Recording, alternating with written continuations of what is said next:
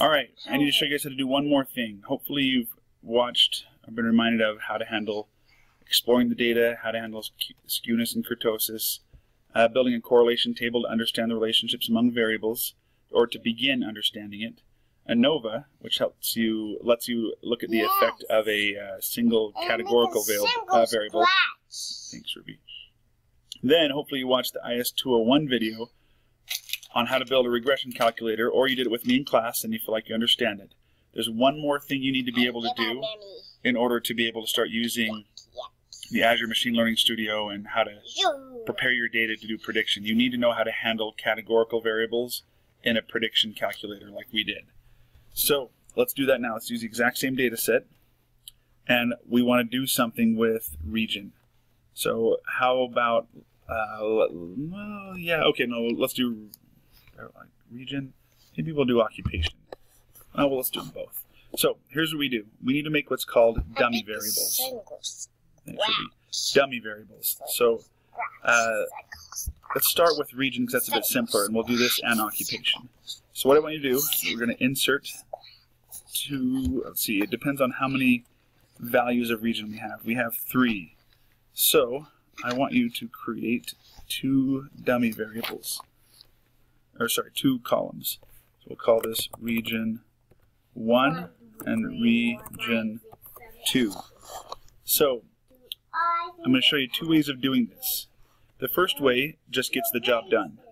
So to get the job done, we need to always have the total number of values of a categorical variable minus 1. That, whatever that number is, we need that many new fields. So I'm going to sort this, and what we're going to do is say we're going to code Europe as a 1 and everything else as a 0. Copy that down. So Europe is marked as a 1, everything else is 0. Then get down to the next value. Maybe I'll page down. There we go. Now we're up to North America. What I want you to do here is change this to a 0 and a 1. Alright, copy that all the way down. Keep going, page down. There we go, Pacific. For Pacific, I want you to make it 0, 0. What this does is it allows us to uniquely identify each of the categories and treat them as equals.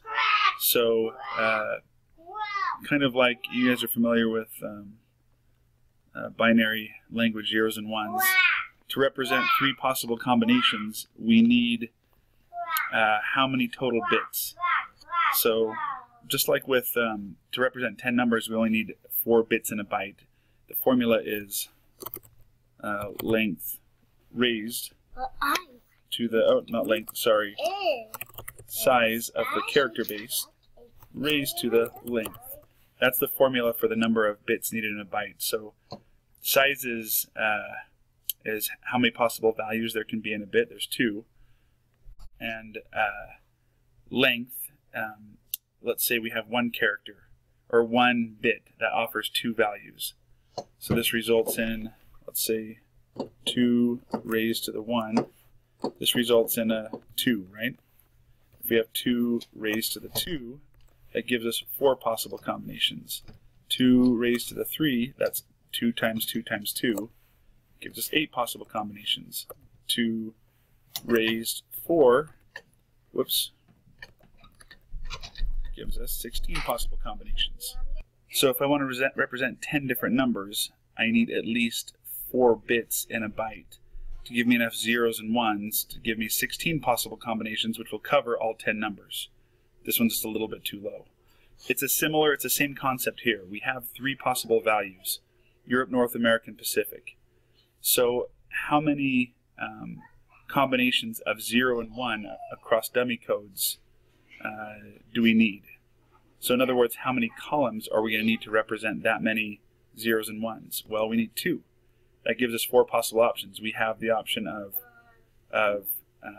1, 0, 0, 1, and then 0, 0. So we could also do 1, 1, but that we're not going to end up needing to implement that one. But we need 2 columns to, at a minimum, represent those 4 things. Or these 3 different options right here. So here's what we do. Let's do our regression just like we did before. Let's go to Data, Data Analysis, Regression. Hit OK. Select our Y range, same as usual. Labels are included. Output range right here. Now I actually, hold on, I don't want to use this income ln. I'll show you why in a bit. Well, we kind of talked about it in the class. The problem with using a natural log is that it makes the coefficients a bit more difficult to interpret. Not impossible, just a bit more difficult. However, let's go back to data analysis, regression, back to my output range. Here we go. Marital status. Don't include purchase bike this time. Go all the way down. Oh, there's my old chart I don't need anymore. Let's see. That's it. I'm going to hit OK. Oh, did I forget my input range? Oh. Okay. That's my X range right there. Output range is where I want to print it out to. Alright. Let's hit OK. Now, what did I forget now? Same number of rows. Oh, I started on 2. This should start on.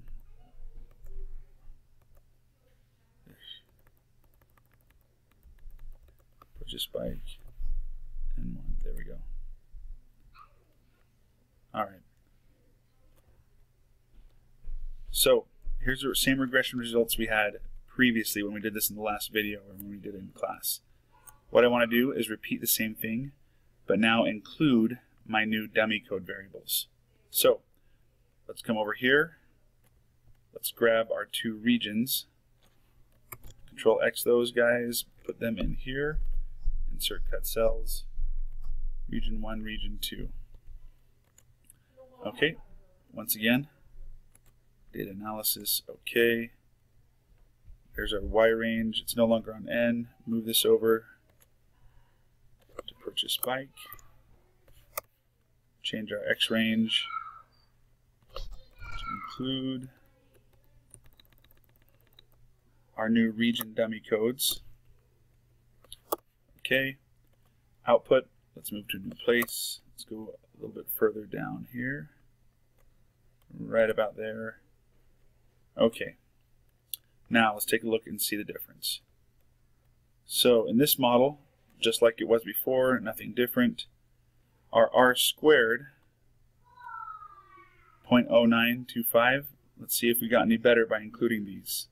0.1117. We've improved our ability to explain whether or not they want to purchase a bike. And that's a pretty big difference. Let's come down here. Here's how it looks. It treats these as 2 different variables. Region 1 variable is the one that had a 1 for Europe and a 0 for everything else. Just as a reminder, let me show you. Region 1. 1 for all Europe. See, here's the text over here, Europe. And then as I go further down, it turns into a 0 as soon as I get to North America and Pacific. Okay, back up. Region 2 is the one that has a 1 for North America. There's North America and a 0 for everything else. So, the way we interpret this is we say, okay, region 1, right here. If they live in North America, then that means what? It was a 1 if they live there, and a 0 if they don't, right? That means if the negative sign is here, that means that the more they live in North America, the less likely they are to purchase a bike. Interesting. Oh, sorry, no, that was Europe. Region 2 was North America. Similar, though. Also less likely to buy a bike. P-value is significant on both of those. Well, then does that mean that the Pacific is more likely to purchase a bike? It should, but there's another way. Let's say we want to get a coefficient to know exactly how big is the effect of living in the Pacific compared to these 2. Well, we can do that. This is the second way we can handle dummy codes and categorical data. And I like this second way better because it makes it easier to interpret. It just adds a little bit of complication. I'm going to insert one more variable here. And instead of calling this region 1, 2, and 3, let's give it something more meaningful. Region Europe. Region North America. Region Pacific. Okay, perfect. So what I'm going to do now is add a 0 here. And basically I'm just going to sort of overdo it for the sake of getting a Pacific variable. That's what I mean. So now 0's all the way across. Come on, copy down. There we go. So let's go down to where Europe gets to North America. Oh, there it is. Let's see, here's our region. 1, 0, that's correct. So let's go down now, page down until we get to Pacific. Oops, back up. Here it is. And instead of leaving this as a 0, I'm going to put a 1 here for Pacific and copy that all the way down. So it's kind of like I'm using 3 bits now to represent 3 pieces of information. It's overkill, yes, but it allows me to have an interpretable coefficient for the effective region. All right, so let's run our regression one more time. Data analysis, regression, okay. Let's see, did my Y change? It sure did. Let's change that from P to Q. Oh, shoot, come on. There we go. Let's change this guy from M to P. And then let's output in a new place. Let's go a little further down. Right here. So here's my question for you before I do this. By including this new dummy code, is it going to change my R² value at all? Am I going to improve my ability to predict whether or not someone will purchase a bike? Pause it and think about it if you need to. The answer is no, it shouldn't, because I accounted for all 3 possible combinations in my previous 2 dummy codes.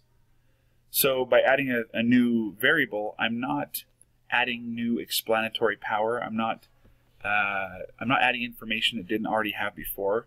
I'm simply telling it to go ahead and make another coefficient for Pacific, so it gives me something that I can interpret or compare to the other 2. All right, let's hit OK. Here we are again. R², it'll change very, very, very slightly, but not much at all. So let me copy this here and paste it right here. And in fact, it didn't change, period. Good. I thought Excel might do some rounding. That might be a little bit different, but it didn't do it at all. Good, so that doesn't change. But instead, what we get now are slightly different coefficients, whereas these were negative 0.16 and negative 0.18. Let's see what they are now. There we go. So compared to these 2, it sets this as the baseline, region Pacific. And the reason why this is, really all it's done is said, okay, relative to region, or Pacific, yeah, these are negative, meaning that relative to the amount of bikes purchased in the Pacific, fewer bikes are purchased in Europe, and even fewer are purchased in North America. So does that make sense? Why would that be? Well, in the Pacific, I'm guessing that those are places where bike is the primary mode of transportation. Europe is probably more of a biking place than America is. So that's why America is the smallest coefficient there. The more that live in America, the less likely they are to purchase a bike. So that tells you something about the bikes sold by the store. They're likely bikes used for general purpose and traveling, and not special racing or mountain bikes or something like that. Okay, that is how you handle categorical variables in a regression. Now we can make the calculator exactly like we used to before. If we make a calculator, though, I would use this version right here. Or, actually, let's do that. Let me show you how I do this. So I've got my weights here. What I'll do, let's insert some columns right here. Let's say that we're trying to decide whether or not, or how likely someone is to purchase a bike. I'm going to grab these, and on region here, I'm just going to leave 1.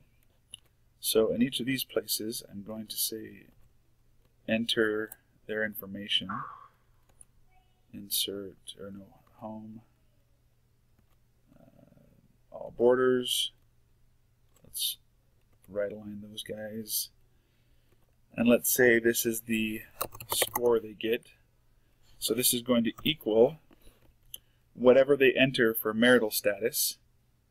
So this cell times the weight of marital status right here. Okay, and let's go ahead and add a few of those. Well, it's irrelevant now because, there we go, because we don't have any score in here. What I can do is, instead of someone have to enter in here a 0 or a 1, which then gives them a 1 over here, let's round.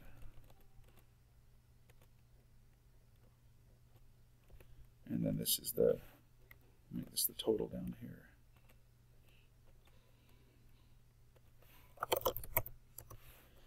All right, so the total is going to equal the sum of all of these guys plus what?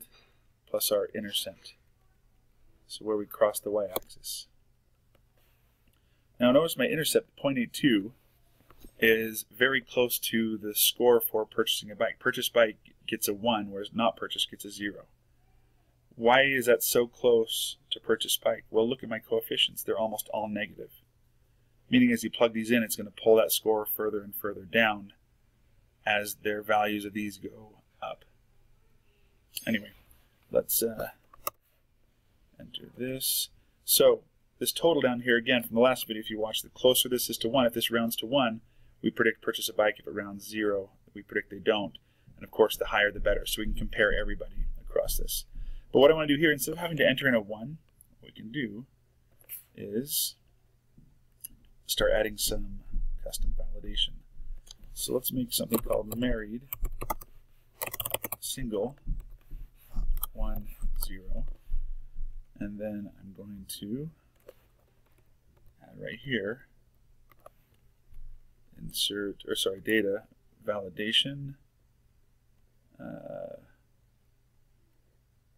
Need to expand this a bit. Where's my validate? There it is. Okay, this guy right here, data validation. Any value? No. Custom. And it's not a formula. It is... Oh, no, not custom. List. That's what I want. List. Source of the list is this one right here.